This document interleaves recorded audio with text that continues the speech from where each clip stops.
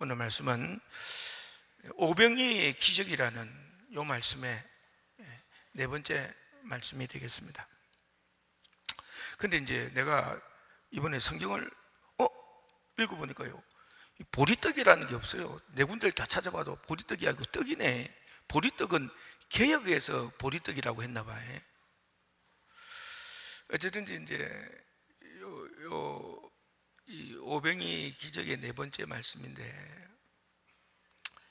세례 요한 선생님의 참수로 인한 예수님이 배를 타고 떠나 빈들로 가셨고요, 그 얘기를 들은 사람들이 예수님을 만나기 위해서 막 몰려왔다고 했잖아요, 그죠?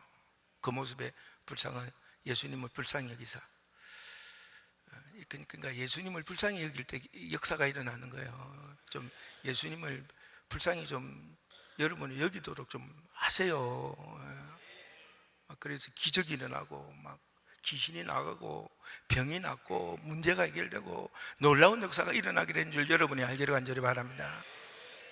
그러니까 이제 저녁이 되니까 제자들이 이들을 보내서 저녁 식사나 하고 이렇게 조치를 해야 되겠다고 예수님께 찾아가서 이들을 보내서 마을로 가게 해서 식사를 하게 하고 어떻게 준비를 하게 해야 되겠습니다 라고 말했더니 예수님께서 너희들이 줘라 그랬다는 게요.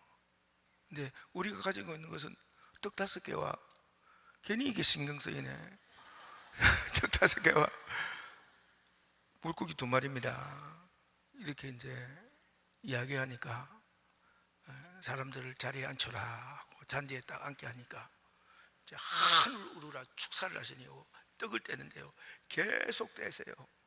계속 주니까요, 제자들이 계속해서 나눠줌으로 말미암아 여자와 어린아이를 빼고 5,000명, 그래서 최소한 15,000명 내지 20,000명 정도가 먹는 놀라운 역사가 일어났다. 그리고 먹는 것 먹고 끝나는 것이 아니라 남은 것을 거두었더니만 어떻게 해요? 12바구니에 찾으라는 거예요. 여러분, 지금하고 2000년 전하고는요 먹는 것이 틀립니다. 배부르게 먹기 전입니다. 요즘은 배가 불러가지고 살이 쪄가지고 다이어트를 하는 세상인데 왜 이렇게 다이어트가 안 되나 몰라. 나는 꼼꼼히 보니까 다 먹는 거야. 나는 다이어트를 한다고 하는데 먹고 있는 거야 사실. 그러면서 다이어트 한다는 착각에 또 더 먹는 거야. 또 미치겠어요. 옛날에 제가요 한 30년 전에 개척을 해서 이제 우리가 침례대학에서 야외 예배를 드릴 때인데, 우리가 이제 우리 인원을 이야기하고 고깃집에 삼겹살을 주문을 했는데 그 정도 인원이면 100건이면 된대. 100건이면 충분하다는 거예요. 진짜 자기는 100건이면 충분하다, 우린 좀 더 사고 싶다 해도 남는다, 불필요하게 남을 필요가 없다 해서 100건을 잡았는데요, 우리가요 순식간에 박살을 내고 또 사러 보내서요 못 먹어가지고요 그 삼겹살이 들어오니까 미친 듯이 먹는데 그렇게 많이 먹는 거예요. 우리나라는 이게 밥 먹자는 거 굉장히 중요한 얘기잖아요. 우리는 이제 밥 먹자 하면 언제 한번 시간을 갖자 뭐 이런 뜻인데, 외국 사람들은 밥 먹자고 했는데 대답이 없어서 굉장히 당혹하게 생각한다고 하더구만요. 근데 이제 예전에 이렇게 밥 먹는 게 굉장히 중요했거든. 뭐 밥만 먹이면 다 해결돼서 배고픈 세상이라 밥으로 다 해결됐는데 요즘은 그렇지 않잖아요. 제가 이제 좀 일을 해보니까 이제 외국인들이 이제 우리나라에 일하러 오잖아요, 그죠? 이 사람들 오면요 어마어마하게 먹는데, 끊임없이 먹는데 한 6개월, 1년씩 먹고 그때부터 이제 덜 먹는데요. 배가 안 차가지고. 근데 이제 이거 왜 이런 얘기 하냐면 딴 게 아니라, 여러분 예수님께서 이게 떡을 나눠주니까 떡을 먹었을 거 아니에요. 그러니까 이제 처음엔 여기만 했죠. 여기만 했는데 계속 나오는 거야. 딴 사람 주고 딴 사람 나눠주고 했는데 여기만 했는데 계속 나오는 거야. 그러니까 어떻게 이제 배고팠으니까 배 터지게 먹는 거지. 목구멍에까지 차게 먹는 거지. 그래 안 그래요? 남으니까 12강주에 남았다잖아요. 남으니까 막 목구멍에 차기까지 먹는데, 근데 목구멍에 차기까지만 먹을까요? 호주머니 이어서 가네요. 왜냐하면 남으니까, 딴 게 아니라 남으니까. 그리고도 뭐가 남았다고요? 12바구니가 남았다는. 그러니까 얼마나 풍성했는가를 우리가 알 수가 있어요. 얼마나 풍성했는가, 얼마나 넉넉했는가를 알 수가 있는 거예요. 오늘 이 말씀을 통해서 우리 예수님께서 말씀하고자 하는 주제가 있어요. 우리 하나님이, 예수님이, 성령님이 우리에게 역사하고 은혜를 베풀 때 이렇게 풍성하게 풍요롭고 이렇게 놀랍게 많이 은혜를 주시고 축복을 주시고 기적을 베푸시고 응답을 주신다, 이런 말씀인 줄 여러분이 알기를 간절히 바랍니다. 여러분, 제가 성경 말씀을 보면요, 성경에 중요한 사람들이 있지 않습니까? 아브라함, 이삭, 야곱, 요셉, 다윗, 에스더, 다니엘, 지금 이것밖에 잘 생각이 안 나요. 욥, 이제는 더 안 하려고, 이제 너무 많아서. 여러분들의 특징이 뭐예요? 다 부자들이요. 진짜 부자들이요.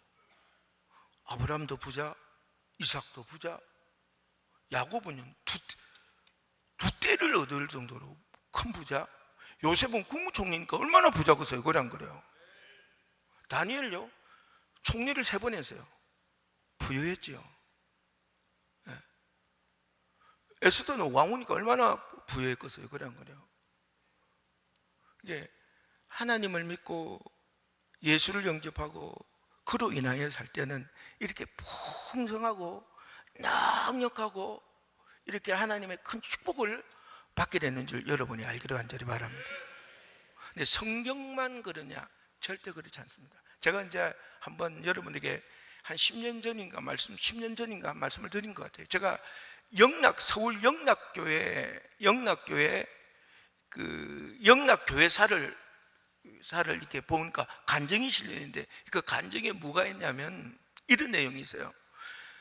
담임 목사님이었었던 한경직 목사님이 총동원주의를 선포했어요.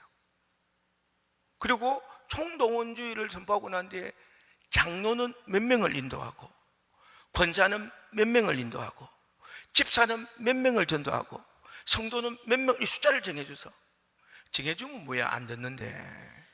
근데 참 영락교회 교인들은 대단한 거지. 근데 그 얘기를 듣고 이 영락교회 장로님이 자기는 벌써 전도를 다 해서 아는 사람이 없는 거예요. 내가 그 숫자를 어떻게 할까, 이것 때문에 머리를 싸매고 기도를 하는데, 어느 날 서울역 앞을 쫙 지나가는데 그 지객꾼들이, 옛날 이야기예요. 옛날 옛적에 그 서울역에 지객꾼들이 앉아있는 모습을 본 거야. 그래서 토요일 날 가가지고, 당신이 하루 동안 버는 품삯이 어떻게 되느냐니까, 얼마라고 하니까, 내가 그 품삯을 줄 테니까 내일 나를 따라 4시간 내지 5시간만 있으면 품삯을 주겠다 하니까요, 좋아요 안 좋아요? 너무 좋죠. 그래서 그 사람들을 예약해가지고 주일날 가서 예배를 참석시켰다 이 말이야. 시키고 나니까 그 사람들이 좋아하는 거야. 그래서 매주일 나올 때마다 내가 품삯을 주겠다 안 주겠다? 주겠다 그래가지고요, 한 6개월을 줬더니만 이 사람들이 더 이상 그부터는 안 줘도 된다고 그러대.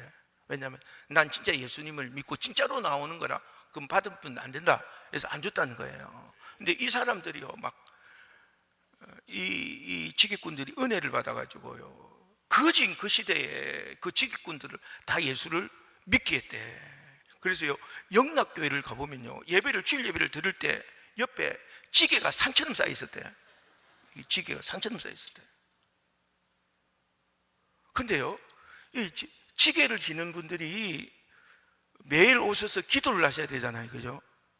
그 서울역 주변에서 이제 그때 방을 얻어서 보통 그렇게 사는데, 여기가 한 4, 5km 정도 떨어져 있는 거라. 그러니까 교회를 매일 왔다 갔다 하니까 너무 힘든 거라.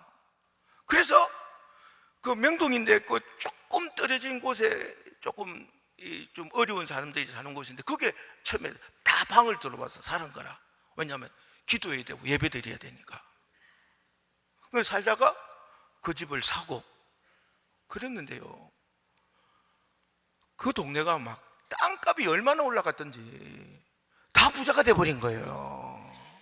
다 부자가. 근데 이제 여러분들이 이렇게 이야기 생각하죠. 아이고 뭐 부동산 투기를 해가지고 부자 된 걸 그걸 뭘 목사님, 그 사람들이 부동산 투기했다는 게 아니야. 예수를 믿기 위해서, 진짜 제대로 믿기 위해서 그곳을 갔더니 땅값이 폭등을 해가지고 실제로 가보면 그게 빌딩들이, 어마어마한 빌딩들이 하나 서 있었거든요. 서 있더라고. 그러니까 그 땅을 그렇게 된 거야. 진짜 예수를 믿으니까 그러니까 부유하게 해주셨다는 거예요. 그 얘기하는 거예요. 뿐만 아니라 진짜 제가 이렇게 요번에도 가지만 그 오살리 가면요, 그 성회를 하는데 그 화교들 있지 않습니까? 동남아시아에 보면 화교들이 있는데 이 사람들이 굉장한 부자들이에요. 그들이 예수 믿은 그들을 이제 복음 전하는 그 성회가 있어요. 진짜 부자들이에요. 진짜 예수를 믿으니까 남의 땅에 가서도 그렇게 부자가 되는 거예요. 근데 말이에요, 제가 우리 교회가 지하 25평에서 개척했다잖아요. 그리고 이제 교회가 부흥해가지고 63-15번째 갔다잖아요. 근데 지하 25평에도요 찾아오는 사람이 참 어려운 사람들만 찾아와서요, 저 63-15번지요 저 찾아오는 거 엄청 힘들었어요. 엔간한 노력이 없으면 찾아오지 못해서 그래 안 그래요? 어떤 사람은 둔산 제일 장로교회도 가고요. 근데 우리 교회가 이상하게 찾아오기가 어렵다고 하더라고요. 근데 거기까지 찾아올 때 그 사연이 얼마나 크고 문제가 많았겠어요. 근데요, 진짜 예수를 믿고 예수로 인하여 사니까 이렇게 사실 부유하게 됐을 뿐만 아니라 우리 성도들이 얼마나 부유한지 몰라요. 넉넉하고 풍요롭다 이 말이에요. 우리가 솔직히 코로나가 일어났잖아요. 그래서 우리 교회에서 어려운 사람 좀 도우려고 수배를 해봤더니 거의 없어. 우리 교회는.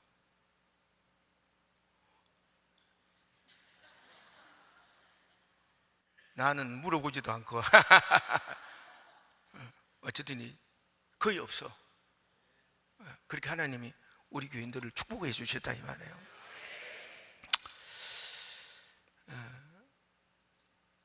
네, 사실 오늘 우리 주님께서 말씀하시려고 하는 것은 이거예요. 예수를 믿고 예수를 영접하고 예수로 인하여 살 때 내 인생이 풍성해지고 넉넉해지고 부유해지고 놀라운 하나님의 축복을 받게 돼 있다라는 것을 이 말씀을 통해서 나는 이렇게 준다는 것을 말하기를 원한 거예요. 남아서 거둘 정도로, 버리면 안 되니까 거둘 정도로 주는 것이 내가 하는 일이다 하는 것을 예수님이 우리에게 지금 이 말씀을 통해서 알려주는 거예요. 근데 중요한 건 이 말씀을 들으면서 은혜가 안 돼. 은혜가 왜 은혜가 안 될까요? 말씀이 나를 피해간 것 같으니까. 왠지 말씀이 나한테는 해당이 안 되는 것 같으니까 은혜가 안 되는 거예요. 뿐만 아니라 왜 나만 하나님이 다 그렇게 풍성하다면 나는 풍성하게 해주지 않는가 라는 반발도 생기고, 왜 하나님은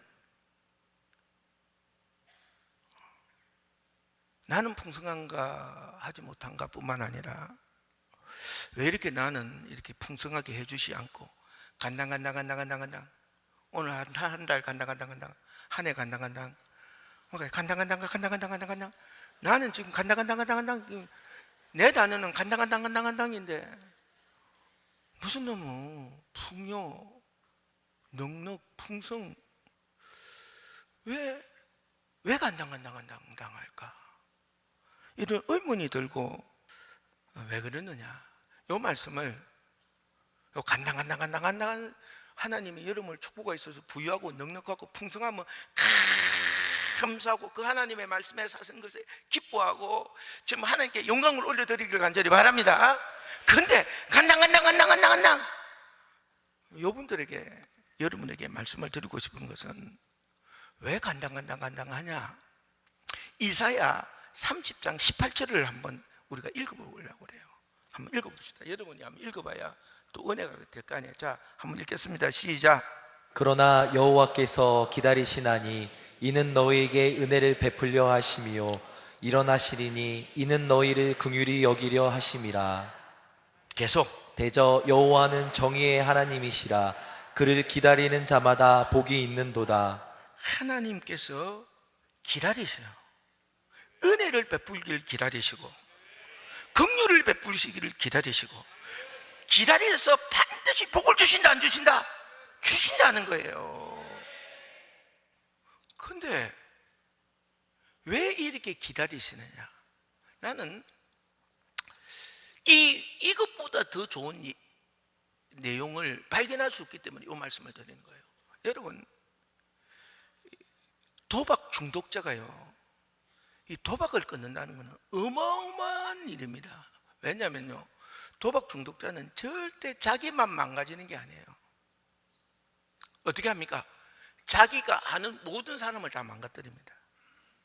도박을 하기 위해서 부모 찾아가서 사기치고 그에서 거짓말하고 누구 찾아가서 돈 그게 해서 횡령하고 해서 모든 것을 그게 집어있고 지도 망하고 자기를 아는 사랑하는 모든 사람을 파멸시키기에 이 도박 중독이 무서운 거예요.